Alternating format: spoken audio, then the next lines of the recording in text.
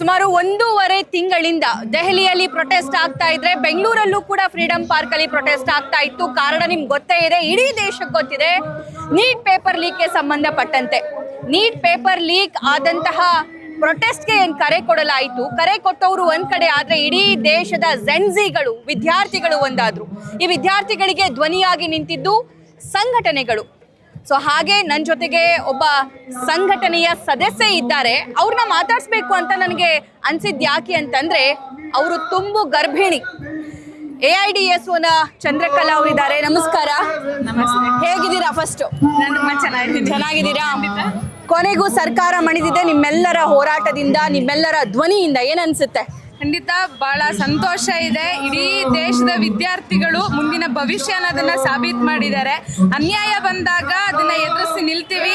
ಸತ್ಯಕ್ಕೋಸ್ಕರ, ನ್ಯಾಯಕ್ಕೋಸ್ಕರ ನಾವು ಏನೇ ಬಂದ್ರು ಅದನ್ನೆಲ್ಲ ಫೇಸ್ ಮಾಡಿ ಒಟ್ಟಾಗಿ ನಿಲ್ತೀವಿ ಅನ್ನೋ ಸಂದೇಶನ ಇಡೀ ದೇಶಕ್ಕೆ ತಲುಪಿಸಿದ್ದಾರೆ. ಸರ್ಕಾರಕ್ಕೆ ಒಂದು ಖಡಕ್ ಎಚ್ಚರಿಕೆನ ಕೊಟ್ಟಿದ್ದಾರೆ. ಅದರಿಂದ ಬಹಳ ನಮಗೂ ಕೂಡ ಬಹಳ ಸ್ಫೂರ್ತಿ ಆಗಿದೆ ಮ್ಯಾಮ್.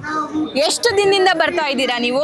ಕಳೆದ 1.5 ತಿಂಗಳಿಂದನೂ ಕೂಡ AIDSO ವಿದ್ಯಾರ್ಥಿ ಸಂಘಟನೆ ಇಡೀ ರಾಜ್ಯದಾದ್ಯಂತ ಹೋರಾಟನ ಬೇರೆ ಬೇರೆ ಜಿಲ್ಲೆಗಳಲ್ಲಿ ಸಂಘಟಿಸ್ತಿದೆ. ಆ ಹೋರಾಟದಲ್ಲಿ ನಾನು ಕೂಡ ಸಕ್ರಿಯವಾಗಿ ಭಾಗವಹಿಸಿದ್ದೇನೆ. ಎಷ್ಟು ತಿಂಗಳೀಗ? ನನಗೆ 5 ತಿಂಗಳು. 5 ಮಂತ್ಸ್.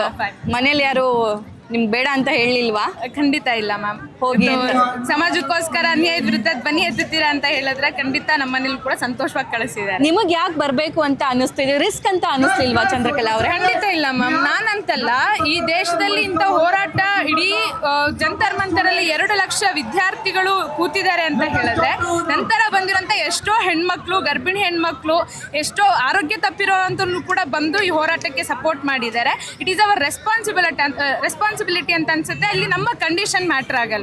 ನಮ್ಮ ನಮ್ಮ ಮಗು ಅಂತಲ್ಲ, ನಮ್ಮ ಕಂಡೀಷನ್ ಅಂತಲ್ಲ, ಇಡೀ ದೇಶದ ಭವಿಷ್ಯ, ಇಡೀ ದೇಶದ ವಿದ್ಯಾರ್ಥಿಗಳ ಭವಿಷ್ಯ ಉಜ್ವಲ ಆಗಿರ್ಬೇಕಂತ ಹೇಳಿದ್ರೆ ಅದು ನಮ್ಮ ಕರ್ತವ್ಯ ಆಗುತ್ತೆ. ಯಾವುದೇ ಕಂಡೀಷನ್ ಅಲ್ಲಿ ಇದ್ರೂ ಅನ್ಯಾಯದ ವಿರುದ್ಧ ಪ್ರತಿಧ್ವನಿಸೋದು ನಮ್ಮ ಕರ್ತವ್ಯ ಆಗುತ್ತೆ ಅಂತ ನನಗನ್ಸುತ್ತೆ. ಏನೇನ್ ನೋಡಿದ್ರಿ? 1.5 ತಿಂಗಳು ಅನ್ಸುತ್ತೆ ನೀವು ಬರೋದು ಹೋಗೋದು ಮಾಡ್ತಾ ಇಲ್ಲಿ. ಆ ಥರ ನಾನು ಮೈಸೂರಲ್ಲಿ ಸಕ್ರಿಯವಾಗಿದ್ದಿತ್ತು, ಇಲ್ಲಿಗೆ ನೆನ್ನೆ ಬಂದಿದ್ದು. ಏನೇನ್ ಗಮನಿಸಿದ್ರಿ ಈ ಪ್ರೊಟೆಸ್ಟ್ ಅಲ್ಲಿ ನೀವು? ಪ್ರೊಟೆಸ್ಟ್ ಅಲ್ಲಿ ಇವತ್ತು ವಿದ್ಯಾರ್ಥಿಗಳ ಸ್ಫೂರ್ತಿ. ಅನ್ಯಾಯ ಆದಾಗ ಎಂತ ಒಂದು ಉದ್ವಿಗ್ನ ಪರಿಸ್ಥಿತಿ ಉಂಟಾದ್ರೂ ಕೂಡ ಇವತ್ತು ಸತ್ಯಕ್ಕೋಸ್ಕರ ನಾವು ಏನೇ ಬಂದರೂ ಎಲ್ಲರೂ ಒಗ್ಗಟ್ಟಾಗಿ ನಾವು ಫೇಸ್ ಮಾಡ್ತೀವಿ ಅನ್ನೋ ಒಂದು ಅಡಾಸಿಟಿನ ನಾನು ಇವತ್ತು ವಿದ್ಯಾರ್ಥಿಗಳಲ್ಲಿ ಕಂಡಿದ್ದೀನಿ.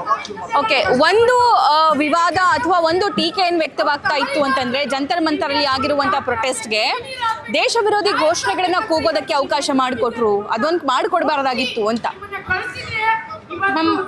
ಪ್ರತಿಯೊಂದು ನ್ಯಾಯಯುತವಾದ ಹೋರಾಟ ಏನು ನಡೀತಾ ಇದೆ ದೇಶದಲ್ಲಿ, ಬರೀ ಈ ಹೋರಾಟ ಅಂತಲ್ಲ, ರೈತರ ಹೋರಾಟ ಏನು ಹಿಂದೆ ನಡೆದಿತ್ತು ಆ ಸಂದರ್ಭದಲ್ಲೂ ಕೂಡ ದೇಶದ್ರೋಹಿಗಳು ಸೇರ್ಕೊಂಡಿದ್ದಾರೆ, ದೇಶ ವಿರೋಧಿ ಘೋಷಣೆಗಳನ್ನು ಕೂಗ್ತಾ ಇದ್ದಾರೆ ಅಂತ ಭಾಳಷ್ಟು ಅಪವಾದ ಬಂತು.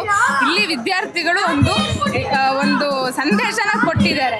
ಅವ್ರು ಏನು ಹೇಳ್ತಾ ಇದ್ದಾರೆ ಅಂತ ಹೇಳಿದ್ರೆ, ಅನ್ಯಾಯದ ವಿರುದ್ಧ ಪ್ರತಿಭಟಿಸೋನ್ನ ನೀವು ದೇಶದ್ರೋಹಿಗಳಂತ ಕರೆದ್ರೆ ಕರ್ಕೊಳ್ಳಿ, ಪರವಾಗಿಲ್ಲ, ಕರೀರಿ, ನಾವು ದೇಶದ್ರೋಹಿಗಳಾಗೇ ಇರ್ತೀವಿ, ಆದರೆ ಅನ್ಯಾಯನ ಪ್ರಶ್ನೆ ಮಾಡಿದ್ರೆ ಮಾತ್ರ ಇರಲ್ಲ ಅನ್ನೋದನ್ನು ಹೇಳಿದ್ದಾರೆ. ಓಕೆ, ಇವಾಗ ಹೋಗ್ತೀರಾ ಮನೆಗೆ? ಖಂಡಿತ ಈ ಒಂದು ವಿಜಯೋತ್ಸವದ ವಾತಾವರಣ ಮುಗಿಸ್ಕೊಂಡು ಖಂಡಿತ ಹೋಗ್ತೀನಿ. ಓಕೆ, ಮುಂದಿನ ಆಗ್ರಹ ಏನು? ಈಗೇನು ರಾಜೀನಾಮೆ ಕೇಳಿದ್ರು, ರಾಜೀನಾಮೆ ಆಯ್ತು.